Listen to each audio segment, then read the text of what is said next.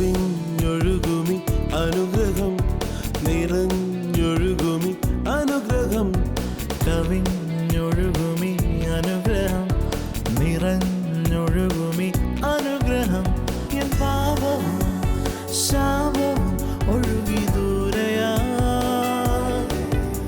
ഞാൻ സൗഖ്യമാ നീതിയായ ദൈവ പൈതലാ യേശുവിൻ സ്വന്തമായി തീർന്നു ഞാൻ എന്നെന്നും. കവിഞ്ഞൊഴുകുന്ന അനുഗ്രഹത്തിലേക്ക് നിങ്ങൾക്കേവർക്കും സ്വാഗതം. വീണ്ടും കർത്താവിൻ്റെ സന്നദ്ധയിലായിരിക്കുവാൻ കർത്താവ് നമുക്ക് ഒരവസരം കൂടെ ഒരുക്കിയതോർത്ത് ഞാൻ കർത്താവിനെ സ്തുതിക്കുക. പ്രിയപ്പെട്ടവരെ, കവിഞ്ഞൊഴുകുന്ന അനുഗ്രഹം എന്ന് പറയുന്നത് നമ്മുടെ ജീവിതത്തിൻ്റെ എല്ലാ മേഖലകളിലും, നമ്മുടെ ആരോഗ്യത്തിലും, നമ്മുടെ സമ്പത്തിലും, നമ്മുടെ ശുശ്രൂഷയിലും, എല്ലാ മേഖലകളിലും കവിഞ്ഞൊഴുകുന്ന ഒരു അനുഭവം ഉണ്ടാകണം. അതാണ് കർത്താവിന് നമ്മളെക്കുറിച്ചുള്ള ആഗ്രഹം, കർത്താവിൻ്റെ പദ്ധതി അതാണ്. ഇന്ന് വളരെ നല്ല ഒരു മെസ്സേജ് തോമസ് ഊട്ടി ബ്രദറിൻ്റെ നമ്മൾ കേൾക്കാൻ പോവുകയാണ്. അദ്ദേഹത്തിൻ്റെ മെസ്സേജിൻ്റെ ഉള്ളടക്കം തന്നെ ഇതാണ്: രോഗം, സൗഖ്യം, ആരോഗ്യം എന്ന് പറഞ്ഞാൽ ഈ ലോകത്തിലെ നമ്മുടെ ജീവിതത്തിൽ നമ്മൾ ശാരീരികമായും ആത്മീയമായും ഒക്കെയും രോഗാവസ്ഥയിലാണെങ്കിൽ ആ രോഗം മാറി നമ്മൾ ആരോഗ്യമുള്ളവരായിട്ട് എന്ന് പറഞ്ഞാൽ സ്വന്തമായിട്ട് ഈ ലോകത്തിൽ സന്തോഷത്തോടെയുള്ളൊരു ജീവിതം, അങ്ങനെ അതുമാത്രമല്ല ആരോഗ്യമുള്ളവരായി എന്ന് പറഞ്ഞാൽ മറ്റുള്ളവരുടെ കണ്ണുനീര് തുടയ്ക്കുവാനും മറ്റുള്ളവർക്ക് ആശ്വാസം കൊടുക്കുവാനും അനേക രോഗികളെ സൗഖ്യമാക്കുവാനും ബന്ധനസ്ഥരെ വിടുവിക്കുവാനും നമ്മിലൂടെ കർത്താവിന് വലിയ പദ്ധതിയുണ്ട്. ഇന്ന് നിങ്ങൾ ഈ കേൾക്കുന്ന ഈ മെസ്സേജ് നിങ്ങളുടെ ജീവിതത്തിൽ, നിങ്ങളുടെ ശുശ്രൂഷയിൽ, നിങ്ങളുടെ ഭവനത്തിൽ വലിയൊരു മാറ്റത്തിന് ഒരു കർത്താവ് ഇടയാക്കട്ടെ എന്ന് ഞാൻ പ്രാർത്ഥിക്കുക. നമുക്കിന്നത്തെ മെസ്സേജിലേക്ക് കടക്കാം. കർത്താവ് നിങ്ങളെ അനുഗ്രഹിക്കട്ടെ. ഞാൻ മനസ്സിലാക്കിയിടത്തോളം നമുക്ക് ലഭിക്കുന്ന നന്മകൾ 4 ഏറിയാൽ 1 ഒരു ഭാഗം എനിക്ക് പറഞ്ഞേ, 2-ാം ഭാഗം രാജ്യനിർമ്മിതിയിൽ സങ്കടത്തോടെയല്ല ടാക്സ് കൊടുക്കേണ്ടത്, ശപിച്ചുകൊണ്ടുമല്ല. Praise the Lord. 3-ാം ഭാഗം കഷ്ടപ്പെടുന്നവർക്ക് പറഞ്ഞേ. പഴയ നിയമത്തിൽ പോലും ഈ വെളിപ്പാട് കിട്ടുന്ന പരിശുദ്ധാത്മാവില്ലാത്തവർ പോലും അരികു തീർത്ത് കണ്ടം കൊയ്യില്ല, കാല വെറുക്കില്ല. അത് കഷ്ടപ്പെടുന്നവർക്ക് വേണ്ടി വെച്ചിരിക്കുക. Price the Lord. അപ്പോൾ നമുക്ക് ലഭിച്ചത് മുഴുവൻ നമ്മുടേതല്ല, വേറെ ആരുടെയോ കൂടെ നിന്നെ ഏൽപ്പിച്ചിരിക്കുക.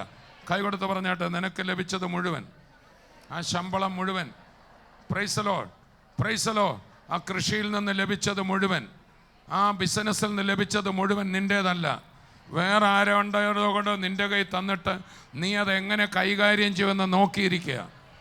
ദൈവത്തിൻ്റെ വചനം പറയാണ്, നമ്മുടെ കയ്യിൽ കഴിച്ച ഒരു നന്മയുടെയും ഉടമകളല്ല, കാര്യവിചാരകന്മാരാണ് നമ്മൾ സ്റ്റുവേർഡ്സാണ്, നമ്മളതിൻ്റെ മാനേജേഴ്സാണ്. നീ നിൻ്റെ കയ്യിൽ ലഭിച്ചത് എങ്ങനെ മാനേജ് ചെയ്യുന്നു എന്ന് കർത്താവ് നോക്കുന്നുണ്ട്. നിൻ്റെ പണം, നിൻ്റെ ആത്മീയത, നിൻ്റെ കൃപാവരം, നിനക്ക് ലഭിച്ച വചനത്തിൻ്റെ മർമ്മങ്ങൾ, സമയം, ഇതൊക്കെ തക്കത്തിൽ വിനിയോഗിക്കുന്നുണ്ടോ? നീ അതിൻ്റെ ഉടമയല്ല. കൈകൊടുത്ത് പറഞ്ഞ്, നിനക്കുള്ള ഒന്നിൻ്റെ ഉടമയല്ല, കൃപാവരത്തിൻ്റെ ഉടമയല്ല, പണത്തിൻ്റെ ഉടമയല്ല, സമ്പത്തിൻ്റെ ഉടമയല്ല, സമയത്തിൻ്റെ ഉടമയല്ല. നീ പറയുന്ന പോലെ പണം നിൽക്കില്ല, നീ പറയുന്ന പോലെ വചനം മാറ്റാനൊക്കത്തില്ല. ഇതൊക്കെ വേറൊരാളുടെയാണ്, ദാനമായി എനിക്ക് ലഭിച്ചതാണ്, എൻ്റെ കയ്യിൽ തന്നിരിക്കുകയാണ്. ഞാനതിനെ എങ്ങനെ കൈകാര്യം ചെയ്യുന്നു എന്ന് കർത്താവ് നോക്കുകയാണ്. Price the Lord.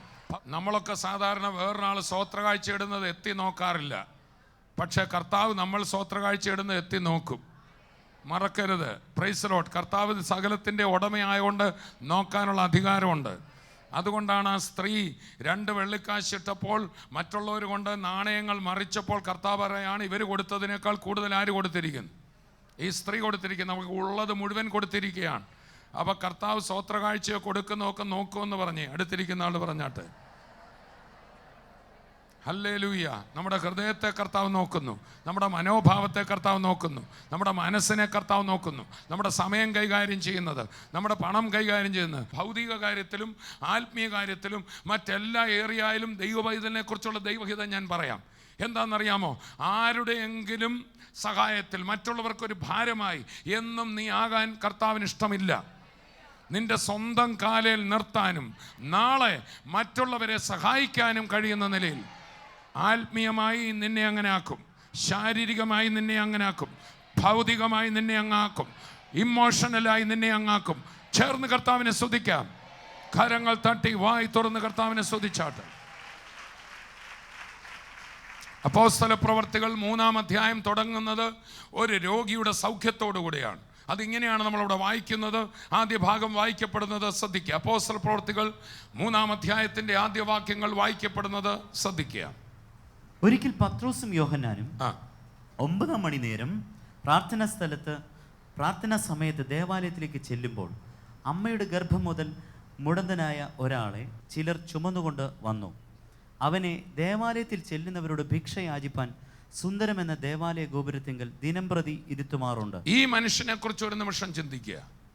ഈ മനുഷ്യൻ, ചിലർ ഈ വ്യക്തിയെ ചുമക്കുകയാണ് എന്ന് പറഞ്ഞാൽ സ്വന്തം കാലിൽ നിൽക്കുവാൻ ഈ മനുഷ്യന് സാധിക്കുന്നില്ല.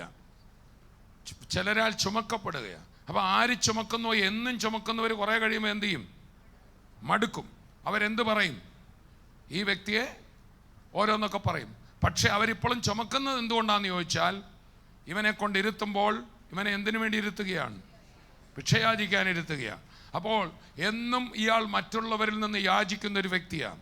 കൈകൊടുത്ത് പറഞ്ഞ, എന്നും നിന്നെ അങ്ങനെ ഇരുത്താൻ കർത്താവിന് പദ്ധതിയില്ല. യാചിക്കുന്ന ഒരു വ്യക്തിയാണ്, മറ്റുള്ളവരെ ആശ്രയിക്കുന്ന ഒരു വ്യക്തിയാണ്. Price the Lord.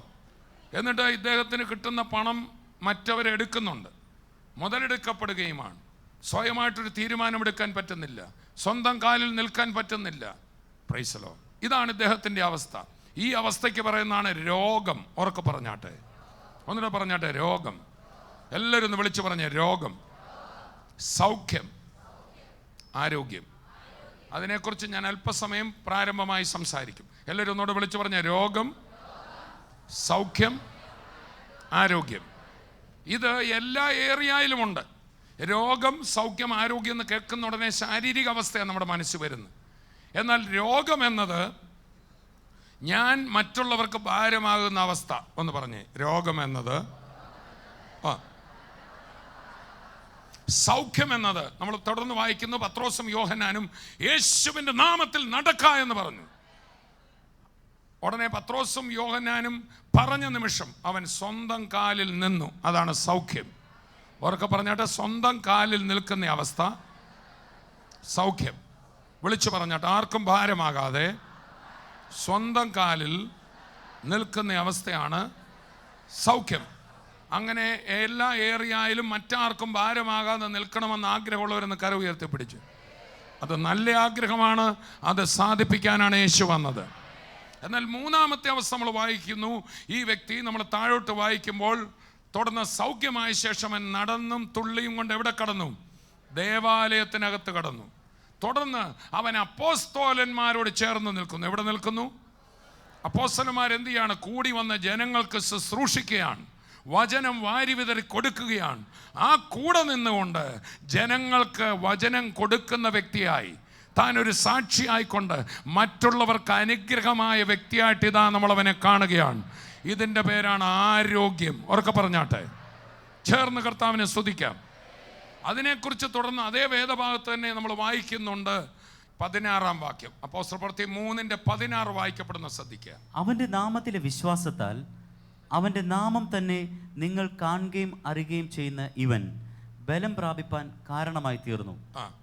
അവൻ മുഖാന്തരമുള്ള വിശ്വാസം ഇവന് നിങ്ങൾ എല്ലാവരും കാണുകെ ഈ ആരോഗ്യം വരുവാൻ ഹേതുവായി തീർന്നു. ചേർന്ന് കർത്താവിനെ സ്തുതിക്കാം. ഹല്ലേലൂയ. അപ്പം യേശുക്രിസ്തുവിലുള്ള വിശ്വാസം, അടുത്തിരിക്കുന്ന ആളെ പറ, വിശ്വസിച്ച് പിടിച്ച് കയറിക്കോണം. എന്നും താന്ന് കിടക്കരുത്. ആരോ വന്ന് ഉയർത്തുമെന്നും പറഞ്ഞിരിക്കരുത്.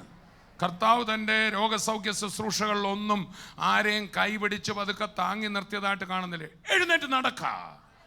കൈ നീട്ടുക. സ്വത്രം. സൗഖ്യമാകാൻ നിനക്ക് മനസ്സുണ്ടോ? എൻ്റെ വചനം ഞാൻ നിനക്ക് തരികയാണ്. വല താഴോട്ട് എറിയുക. അങ്ങനെ നമ്മളെ കൊണ്ട് പിടിച്ച്, വചനം തന്നിട്ട് വചനത്തെ പിടിച്ച് കയറിക്കോണം. അടുത്തിരിക്കുന്ന ആൾ പറഞ്ഞ കിട്ടുന്ന വചനത്തെ പിടിച്ച് കയറിക്കോണം. നമ്മുടെ വിചാരം ഇന്ന് ഇവിടെ ഒരു സൗഖ്യ ശുശ്രൂഷ നടക്കും, നടന്ന് ഒടുവിൽ എനിക്കൊരു വിടുതൽ കിട്ടും. നോ, പിടിച്ച് കയറണം ബ്രദറെ. പറഞ്ഞാട്ടെ, ഇട്ട കയറെ പിടിച്ച് കയറണം. വചനമാകുന്ന കയർ ഇട്ട് തന്നിരിക്കുക. നമുക്കൂടെ ഒരു പാർട്ടുണ്ട്, അത് പിടിച്ച് കയറണം. ഞാനിവിടെ കിടക്കത്തില്ല, എനിക്കിങ്ങനെ ആയാലൊക്കത്തില്ല, ഞാനൊന്ന് മുമ്പോട്ട് പോകും, ഞാനൊന്ന് കുതിച്ച് മുന്നോട്ട് പോകും എന്ന് പറയുന്നവർക്ക് അത്ഭുതം നടക്കുന്നത്. ഇന്ന് ഈ വചനം കേട്ടോണ്ടിരിക്കുമ്പോൾ തന്നെ ജീവിതത്തിൻ്റെ എല്ലാ ഏരിയകളിലും അത്ഭുത സൗഖ്യം വ്യാപരിക്കുക. നീ സൗഖ്യം പ്രാപിച്ചാട്ടെ. ആരോ സൗഖ്യം തരാൻ നോക്കിയിരിക്കരുത്. സൗഖ്യം പ്രാപിച്ചാട്ടെ. ചേർന്ന് കർത്താവിനെ സ്തുതിക്കാം. ചിലർ യോഗത്തിന് പോകുമ്പോൾ ഇന്ന് ദൈവദാസൻ എൻ്റെ പേര് വിളിക്കുമായിരിക്കും, ഇന്ന് ദൈവദാസൻ എന്നെ തൊടുമായിരിക്കും, എന്നെ നോക്കി ചിരിക്കുമായിരിക്കും. അന്നത്തെ വചനമൊന്നും കേൾക്കുന്നില്ല, ഇത് പ്രതീക്ഷിച്ചിരിക്കുകയാണ്. ഒടുവിൽ പേരും വിളിച്ചില്ല, നോക്കി ചിരിച്ചുമില്ല, പിന്നെ തൊട്ടുമില്ല. മാത്രമല്ല നമ്മൾ ചിരിച്ചിട്ട് മൈൻഡും ചെയ്തില്ല. അതോടുകൂടെ നമ്മൾ ഡിമ്മായി പോയി. പക്ഷെ അന്ന് അയച്ച വചനത്തിനകത്ത് പിടിച്ചു കയറാനുള്ളതെല്ലാം ഉണ്ടായിരുന്നു. വചനം കർത്താവാണ്. ചേർന്ന് കർത്താവിനെ സ്തുതിക്കാം. ഹല്ലേലൂയ.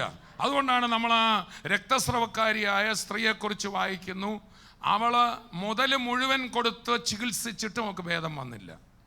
മെഡിക്കൽ സയൻസ് അവളെ കൈവിട്ടു. പ്രതീക്ഷ ഇല്ലെന്നാണ് മെഡിക്കൽ സയൻസ് പറഞ്ഞിരിക്കുന്നത്. ഡോക്ടർമാരെല്ലാം പറഞ്ഞു ഇനി ഈ രോഗത്തിന് വിടുതലില്ല. 12 വർഷമായി. മാത്രമല്ല അവളുടെ മത രീതി അനുസരിച്ച്, യഹൂദന്മാരുടെ നിയമമനുസരിച്ച് രക്തസ്രവമുള്ളൊരു സ്ത്രീ അശുദ്ധയാണ്. അവൾക്ക് സമൂഹത്തിൽ ചെല്ലാനൊക്കില്ല. അപ്പം മതത്തിനും അവളുടെ മുമ്പിൽ ഹെൽപ്ലെസ് ആണ്. എന്നെങ്കിലും ഇതൊന്നും മാറിയാൽ എന്നേലും പള്ളിയിൽ പോകാമെന്ന് വെക്കാം. പക്ഷെ ഇവൾക്ക് പ്രതീക്ഷയില്ല. ഇവൾക്ക് എന്നേക്കും ഈ രോഗമാണ്. ഇനി ഒരിക്കലും ഇവിടെ പോകാനൊക്കില്ല. പള്ളിയിൽ പോകാനോ കല്യാണത്തിന് പോകാനോ അല്ലെങ്കിൽ ഒരു നല്ല കാര്യത്തിന് പോകാനോ അവൾക്കൊക്കില്ല. അവൾ വിവാഹിതയാകാൻ സാധ്യതയില്ല. മാത്രമല്ല അവൾ വീട്ടുകാർക്കും ഒരു ഭാരമായില്ലേ. പൈസ മുഴുവൻ ഒരു വ്യക്തിക്ക് വേണ്ടി ചെലവഴിച്ചാൽ വീട്ടുകാർ എന്തുമാത്രം അവളെ വെറുക്കും. ഇന്ന് ഈ അവസ്ഥയിൽ എന്നെ കേൾക്കുന്ന ആരെങ്കിലും ഉണ്ടെങ്കിൽ നിനക്ക് പിടിച്ചു കയറാനൊന്നുണ്ടെന്ന് പറയാനാ എന്നെ കർത്താവിടെ അയച്ചത്. ചേർന്ന് കർത്താവിനെ സ്തുതിക്കാം. ഞാൻ ഈ തിരുവചനം വായിച്ചിട്ട് ഈ സ്ത്രീ ഉള്ള നാട്ടിൽ കൂടെ കർത്താവ് പോയിട്ടും കർത്താവ് അവളെ മൈൻഡ് ചെയ്തില്ല. കർത്താവിനെ ആത്മാവിൽ അറിയരുതോ ഇങ്ങനൊരു സ്ത്രീ നാട്ടിലുണ്ടെന്ന്? കർത്താവിനെ ആത്മാവിൽ അറിയരുതോ ഇവരെയൊക്കെ സൗഖ്യമാക്കുന്നതിന് മുമ്പ് ഇവളുടെ വീട്ടിലൊന്ന് പോകാമെന്ന്? കർത്താവ് പോയില്ല. മറിച്ച് കർത്താവ് എന്ത് ചെയ്യുന്നറിയാമോ? അനേകരെ സൗഖ്യമാക്കിയപ്പോൾ സൗഖ്യമായവരും വിടുതലായവരും ഈ സ്ത്രീയുടെ വീട്ടിൽ ചെന്ന് പറഞ്ഞു, യേശു എന്നൊരാൾ വന്നിരിക്കുന്നു, അവൻ മശിഹയാണ്, അവൻ്റെ വാക്കുകളിൽ അത്ഭുതം നടക്കുന്നു, അവൻ രോഗികളെ സൗഖ്യമാക്കുന്നു, മരിച്ചവർ ഉയർത്തിരിക്കുന്നു, മുടന്തന്മാർ വിടുതലായിരിക്കുന്നു, അത്ഭുതങ്ങൾ നടന്നിരിക്കുന്നു. എല്ലാവരും തള്ളിയവരെ, സമൂഹം തള്ളിക്കളഞ്ഞവരെ, മതനിയമങ്ങളാൽ ആചാരപരമായ നിയമങ്ങളാൽ അശുദ്ധരെന്ന് പറഞ്ഞ് പുറത്ത് പാർപ്പിച്ച കുഷ്ഠരോഗികളെ യേശു അടുക്ക വിളിക്കുന്നു. നീ ഇനി പുറത്ത് പാർക്കേണ്ട ആവശ്യമില്ല, നീ ഇനി തള്ളപ്പെട്ടവളല്ല, നിനക്കൊരു പ്രതീക്ഷയ്ക്ക് വകയുണ്ട്. നമ്മളിങ്ങനെ വായിക്കുന്നവൾ യേശുവിനെ കുറിച്ചുള്ള വർത്തമാനം കേട്ടു. 1-2 പേരോട് പറഞ്ഞ് അതും ഇതുമൊക്കെ കേൾക്കുന്നതിനേക്കാൾ എന്ത് നല്ലതാ യേശുവിനെ കുറിച്ചുള്ള വർത്തമാനം കേൾക്കുക. യേശുവിനെ കുറിച്ചുള്ള വർത്തമാനം കേട്ടപ്പോൾ അവിടെ പ്രതീക്ഷ ഉയർന്നു.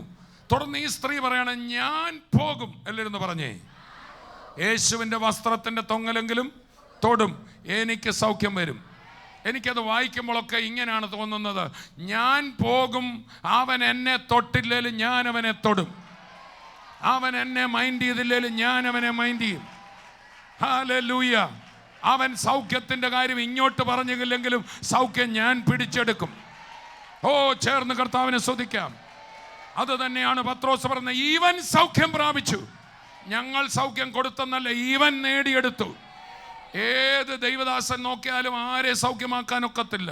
ഈ സൗഖ്യം പ്രാപിക്കുന്ന ആളൂടെ തീരുമാനിക്കണം, ഞാനിനി ഈ അവസ്ഥയിൽ ഇരിക്കത്തില്ല, ഞാനിനി ഒരു പിച്ചക്കാരനായിട്ട് ഇരിക്കത്തില്ല, എനിക്കിനി പഴയ രീതിയിൽ കിടക്കണ്ട, എനിക്കും ഒരു ഉയർച്ചയുണ്ട്, എനിക്കും ഒരു പുതിയ ജീവിതമുണ്ട്.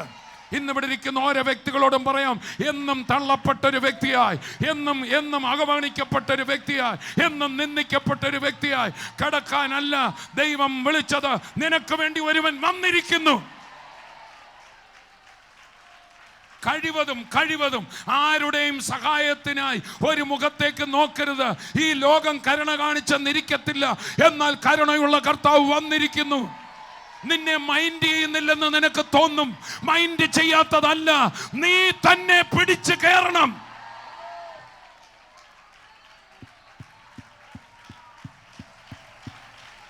ചേർന്ന് കർത്താവിനെ സ്തുതിക്കാം. നോക്കൂ, രണ്ടാമതൊരാൾ, അദ്ദേഹത്തെ ശിഷ്യന്മാർ മൈൻഡ് ചെയ്തില്ല. Praise lord. അദ്ദേഹവും ഇരക്കുന്നയാളാണ്. വഴിയിലിരുന്ന് പോകുന്നവരോട് വരുന്നവരൊക്കെ പിച്ച തണ്ടുന്നയാളാണ്. കുരുടനാണ്. അദ്ദേഹത്തിൻ്റെ പേര് ബർത്തിമായി. ഈ വ്യക്തി യേശുക്രിസ്തു പോകുന്ന ആരവം കേട്ടിട്ട് അദ്ദേഹം വഴിയരികിൽ നിന്ന് വിളിച്ചു, യേശുവേ, ദാവീദ് പുത്രാ, എന്നോട് കരുണയുണ്ടാകണമേ. ഉടനെ ഈ മീറ്റിങ്ങിൻ്റെ വോളണ്ടിയേഴ്സായ ശിഷ്യന്മാർ ഓടിച്ചെന്ന്, മിണ്ടരുത്, മീറ്റിങ്ങിന് ബുദ്ധിമുട്ട് വരുത്തരുത്. Praise lord. ഹല്ലേലൂയ. അവർക്ക് രോഗി സൗഖ്യമാകുന്നതല്ല വിഷയം, മീറ്റിംഗ് നന്നായിട്ട് നടക്കുന്നതാണ്. Praise the Lord. അവർ ചെന്നിട്ട് പറഞ്ഞു, നീ മിണ്ടിപ്പോകരുത്, ഗുരുവിനെ അസഹ്യപ്പെടുത്തരുതെന്ന് പറഞ്ഞു. ഇദ്ദേഹം ഉണ്ടോ വിടും. ഇദ്ദേഹത്തിന് മനസ്സിലായി, കിട്ടിയ ചാൻസ് ഞാൻ പിടിച്ചെടുക്കും. ഇന്ന് അങ്ങനെയുള്ളവരെ ഓർത്ത് ഞാൻ കർത്താവിനെ സ്തുതിക്കാം. ഇത് എൻ്റെ സമയമായി, എനിക്കിവിടെ അടങ്ങിയിരിക്കാൻ ഒക്കത്തില്ല. ഇന്ന് ചിലതും കൊണ്ടേ ഞാൻ പോകത്തുള്ളൂ. ഇന്ന് സൗഖ്യമായി ഞാൻ പോകത്തുള്ളൂ. ഇന്ന് വിടുതൽ കണ്ടേ ഞാൻ പോകത്തുള്ളൂ. ഞാൻ വിളിച്ചാൽ കർത്താവ് നിൽക്കും. എത്ര പേർക്ക് ഉറപ്പുണ്ട്? ഞാൻ വിളിച്ചാൽ കർത്താവ് നിൽക്കും. എന്നെ മറികടന്നവൻ പോകത്തില്ല എന്ന ഉറപ്പ് ദൈവമക്കൾക്കുള്ളത് ഓർത്ത് ഞാൻ കർത്താവിനെ സ്തുതിക്കുക. അവനൊരു ഉറപ്പുണ്ട്, എൻ്റെ വിളിക്ക് നിൽക്കും. അല്ലെങ്കിൽ പിന്നെ അങ്ങനെ വോളണ്ടിയേഴ്സ് പറഞ്ഞിട്ടും പുള്ളി നിൽക്കുന്നു. പിന്നെയും വിളിക്കുകയാണ്. താൻ വോളിയം അടുത്ത ലെവലിലേക്ക് ഇട്ടു. എന്നിട്ട് വിളിച്ചു, യേശുവേ, കരുണയുണ്ടാകണമേ. അന്നേരം പിന്നെ അവർ വന്ന് ഇദ്ദേഹത്തെ എന്ത് ചെയ്യാണ്? തടയാൻ ശ്രമിക്കുക. ഉടനെ വോളിയം കൂട്ടി അദ്ദേഹം. ജനങ്ങളെല്ലാം പോകാൻ ഓർക്കണം. എന്തൊരു ആരവാരമാണ് അതിൻ്റെ മധ്യത്തില. എന്നാൽ ദൈവത്തിൻ്റെ മക്കളെ, ആവശ്യമുള്ളവൻ്റെ ശബ്ദം കർത്താവിൻ്റെ കാതിൽപ്പെടും.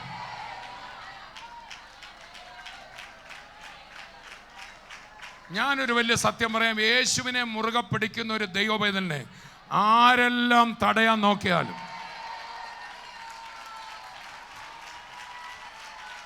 അവൻ തടയപ്പെടത്തില്ല. ഒരു കാര്യം കൂടെ ഞാൻ പറയാം. ഒരു വീട്ടിൽ ഒരാള് കർത്താവിനെ ഇതുപോലെ മുറുകെ പിടിക്കുന്ന വ്യക്തിയുണ്ടോ, ബാക്കി മൊത്തം തകർന്ന കേസായാലും ഈ ഒറ്റ വ്യക്തി നിമിത്തം ആ ഭവനം വിടുതലായിരിക്കും. യേശു ഇങ്ങനെ പറഞ്ഞത്, നിങ്ങൾ ഏത് വീട്ടിലെങ്കിലും ചെന്നാൽ ഈ വീടിന് സമാധാനം എന്ന് പറയും. അവിടെ ഒരു സമാധാനപുത്രനുണ്ടെങ്കിൽ സമാധാനം അവന്മേൽ വസിക്കും. പക്ഷെ ഞാനിവിടെ പറഞ്ഞു വരുന്നൊരു കാര്യം ഇതാണ്, ദൈവത്തിൻ്റെ മക്കളെ ദൈവം ഒന്ന് മാറ്റി നിർത്തി അനുഗ്രഹിക്കും.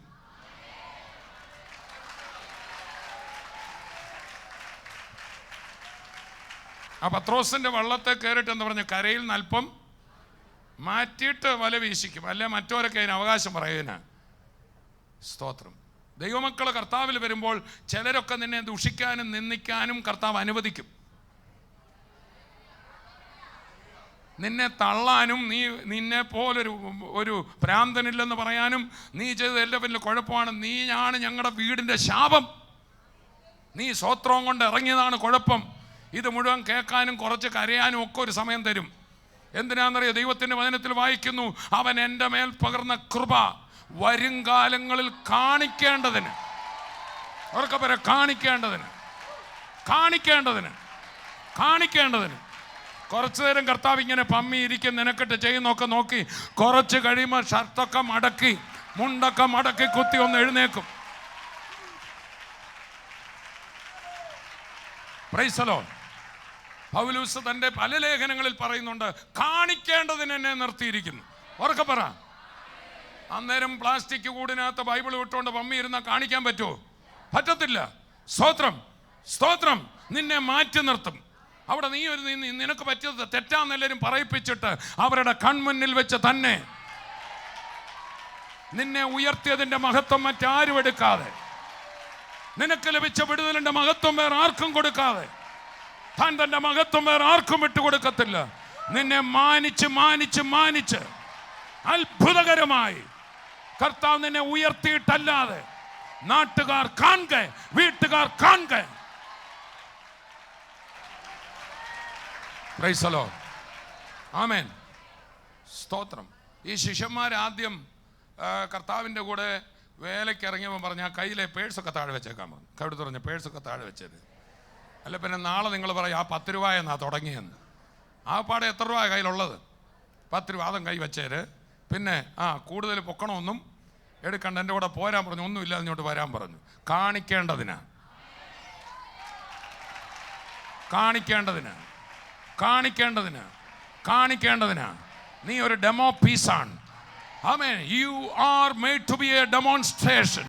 വളരെ അനുഗ്രഹിക്കപ്പെട്ട സന്ദേശമാണ് നമ്മൾ കേട്ടത്.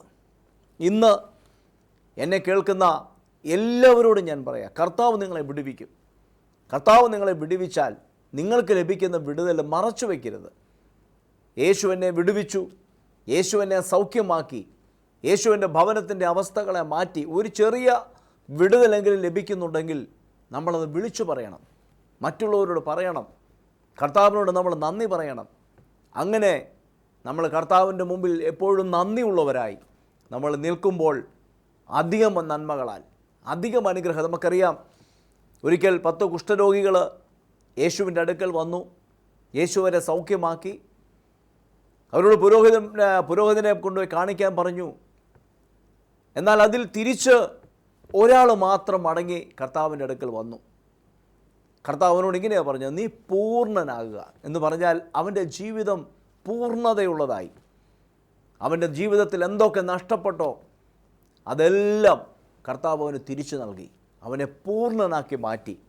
അപ്പോൾ കർത്താവിൻ്റെ ആഗ്രഹം നമ്മൾ പൂർണ്ണതയുള്ളവരായി തീരണം. നമ്മൾ കർത്താവിൻ്റെ സന്നിധിയിൽ നന്ദിയുള്ളവരായിരുന്നാൽ കർത്താവ് നമ്മളെ പൂർണ്ണതയോടെ നടത്തും. കർത്താവ് നിങ്ങളെ അനുഗ്രഹിക്കട്ടെ. നമുക്കൊരു നിമിഷം പ്രാർത്ഥിക്കാം. ഇന്ന് എന്നെ കേൾക്കുന്ന ആരെങ്കിലും ഏതെങ്കിലും വിഷയത്തിൽ നിങ്ങൾ ഭാരപ്പെട്ടാണോ ആയിരിക്കുന്നത്, എനിക്ക് ഒന്നേ പറയാനുള്ളൂ, ഞങ്ങളെയൊക്കെയും വിടുവിച്ച യേശു നിങ്ങളെയും വിടുവിക്കാൻ മതിയായവനാണ്. എൻ്റെ കുഞ്ഞിൻ്റെ കണ്ണുകളെ തുറന്ന കർത്താവ് ഇന്ന് നിങ്ങളുടെ കണ്ണുകളെ തുറക്കും. നിങ്ങളുടെ വിഷയത്തെ കർത്താവ് സൗഖ്യമാക്കും. നമുക്കൊരു നിമിഷം പ്രാർത്ഥിക്കാം. കർത്താവെ, ഞങ്ങൾ ഒരുമിച്ച് ഞങ്ങളെ കാണുന്ന ഓരോരുത്തർക്കും വേണ്ടി പ്രാർത്ഥിക്കുന്നു. അവിടുന്ന് ഹൃദയം നുറുങ്ങിയവർക്ക് സമീപസ്ഥന. അവിടുന്ന് ചതഞ്ഞ ഓടയെ ഒടിക്കുന്നവനല്ല, അവിടുന്ന് പുതുക്കി പണിയുന്ന കർത്താവ്. യേശുവിൻ്റെ നാമത്തിൽ ഇന്ന് ഭാരത്തിലും പ്രയാസത്തിലുമായിരിക്കുന്ന ഓരോരുത്തർക്കും വേണ്ടി പ്രാർത്ഥിക്കുന്നു.